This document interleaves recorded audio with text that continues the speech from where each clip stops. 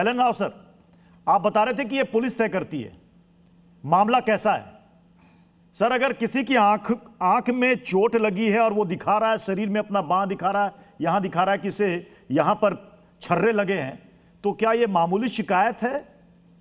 Police इसे मामूली शिकायत समझेगी या एफआईआर दर्ज करेगी? क्या करेगी पुलिस? आरपी सिंह जी, मैं आप ही से इस सवाल का जवाब जानना चाहूंगा। बड़ी सीधी सी बात है। हाँ। जो कानूनी प्रक्रिया है वो ये है कि आप जाइए थाने में, मैं अभी थाने में जाऊंगा, अगर मैं अपनी शिकायत दर्ज करूंगा, पुलिस उसको कंप्लेंट ले लेगी, उस पर तहकीकात करने के बाद एफआईआर करती है, एफआईआर करने के बाद फिर उसमें डिटेल तहकीकात होती है। ये एक नॉर्मल प्रोसेस है। इसमें मेरे लिए कोई अलग नहीं है, राहुल गांधी के लिए अलग नहीं है। जिस बच्चे के छर्रे लगे हैं, जो क्लेम कर रहे हैं छर्रे लगे हैं, उसके लिए कोई अलग नहीं है। और मैं अभी भी कहता हूँ, कृपा करके जरा वहां की उस दिन की परिस्थिति भी समझनी चाहिए कि वहां परिस्थिति क्या थी। पार्लियामेंट के अंदर लोग घुस जाते तो क्या रहता, तो कैसी हालत रहती, तब क्या हम डिबेट किस इशू पे कर रहे होते। और दूसरी बात, ये कमिश्नर अमृतसर ने पकड़ा, पुलिस कमिश्नर अमृतसर ने लोगों को पकड़ा जो कि वहां पर पेट्रोल पंप से अटैक करने जा रहे थे। ये तो अनरिकॉर्ड चीजें। तो अब उसके मद्देनजर पुलिस ने क्या एक्शन लिया, ये सोचने की बात है। परंतु पैलेट गन से किसी को क्षति पहुंची तो उसकी कंप्लेंट होनी चाहिए, कंप्लेंट के बाद उसके बाद तहकीकात भी होनी चाहिए। ठीक है, ये देखिए तस्वीरें हम दिखा रहे हैं। राहुल गांधी अब शायद थाने से बाहर आ रहे हैं। प्रियंका गांधी भी आपको नजर आ रही होंगी। मुझे लग रहा है कि शायद वो मीडिया से मुखातिब होंगे, उसके बाद ही यहां से निकलेंगे। तो पुलिस ने शायद, मैं शायद का इस्तेमाल कर रहा हूं, शायद एफआईआर दर्ज कर लिया है, नहीं क्योंकि राहुल गांधी फिर जाकर वहां बैठ गए, क्योंकि जो खबर सामने आई उसके मुताबिक एफआईआर दर्ज करने को दिल्ली पुलिस राजी हो गई है। लेकिन राहुल गांधी अभी उठे और शायद फिर एफआईआर दर्ज हो गई है या नहीं हुई है, यह भी स्थिति साफ नहीं है। फिर से राहुल गांधी उस चेयर पर जाकर बैठ गए हैं। प्रियंका गांधी उनसे बात कर रही हैं। कांग्रेस के बाकी नेता भी आपको पीछे नजर आ रहे होंगे। साहिल और साहिल के परिवार के लोग भी वहां पर साथ में मौजूद हैं, जो अपनी शिकायत लेकर के वहां पहुंचे हैं एफआईआर दर्ज कराने की मांग को लेकर। राहुल गांधी फिर से बैठ गए। अब इसकी दो ही सूरत हो सकती है, या तो एफआईआर दर्ज नहीं हुई है, या फिर हो सकता है कि वो मीडिया से बात करेंगे, फिर उसके बाद यहां से निकलेंगे। सुमन हमारे साथ है। सुमन, जरा स्थिति स्पष्ट कीजिए। अभी तो खबर ये आई थी कि एफआईआर दर्ज कर रही है, एफआईआर दर्ज हो गई, फिर से राहुल गांधी बैठ गए हैं। चल क्या रहा है वहां पर सुमन? देखिए, निश्चित रूप से बहुत कुछ चल रहा है, लेकिन पुलिस सूत्रों के हवाले से खबर आ रही थी कि पुलिस जो है एफआईआर कर सकती है।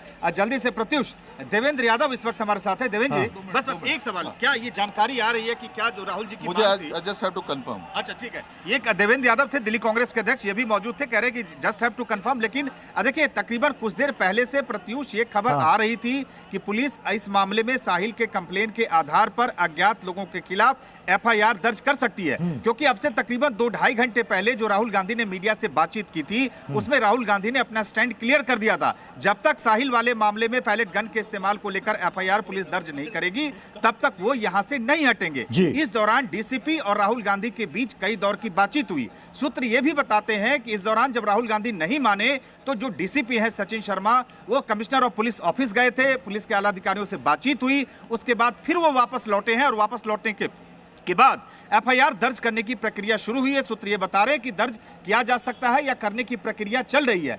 ये जैसे ही ये खबर आई है, उसके बाद मैं आपको दिखा रहा हूं कि वहां पे गहमा गहमी तेज हो गई है। यानी माना जा रहा है कि आखिरकार कई घंटों के बाद दिल्ली पुलिस एफआईआर दर्ज कर सकती है इस मामले में। मतलब साफ है प्रत्युष कि अब अगर आप देखिए कि जिस तरीके से तकरीबन 11:15 के आसपास राहुल गांधी यहां पहुंचे थे, आधे 40 मिनट की बातचीत हुई। अब देखिए कि शाम में तकरीबन 5-5.5 घंटे से पूरा ये एपिसोड न्यू दिल्ली ऑफिस के बाहर चल रहा था। और अगर पुलिस, जैसी अब जानकारी आ रही है कि एफआईआर दर्ज कर सकती है इस मामले में, तो आप समझिए कि एक तरीके से ये राहुल गांधी के लिए आप कह सकते हैं कि जिस मुद्दे को लेकर आगे बढ़ रहे थे, एक एज यहाँ कांग्रेस के लिए कहने को ये हो जाएगा, कांग्रेस के लिए, और कहेगी कांग्रेस अभी बयान और बाइट भी सामने आ जाएंगे कि ये देखिए कांग्रेस की ये बड़ी जीत है, क्योंकि हमारे नेता वहां पर गए तब जाकर के एफआईआर हुई है। मैं एलन राव सर को जोड़ना चाह रहा था। एलन राव सर जुड़ गया, दिख रहे हैं। एलन राव सर, 12:15 बजे राहुल गांधी गए थे और लगभग 5:30 बजे के आसपास ये खबर हमने सबसे पहले ब्रेक की थी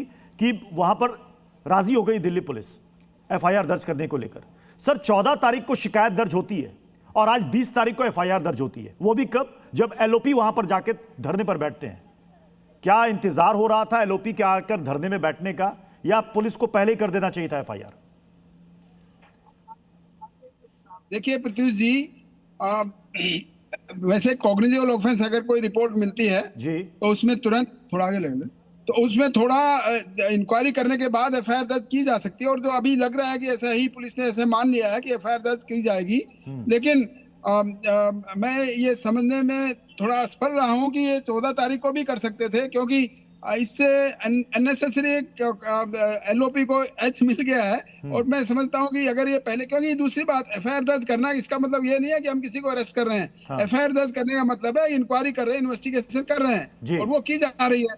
हाँ। तो इसलिए अब देखते हैं कि एफआईआर दर्ज हो जाती है, हाँ। तो उसके बाद इन्वेस्टिगेशन कितनी स्पीड पकड़ती है और क्या क्या है उसमें।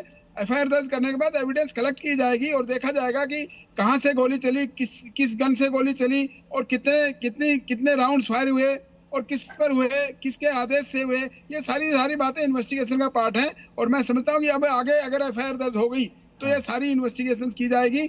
इससे पहले जो नहीं हुई थी, इसमें ये इसका मतलब ये था कि इंक्वायरी करने का राइट है पुलिस को। पुलिस को एफआईआर दर्ज करने से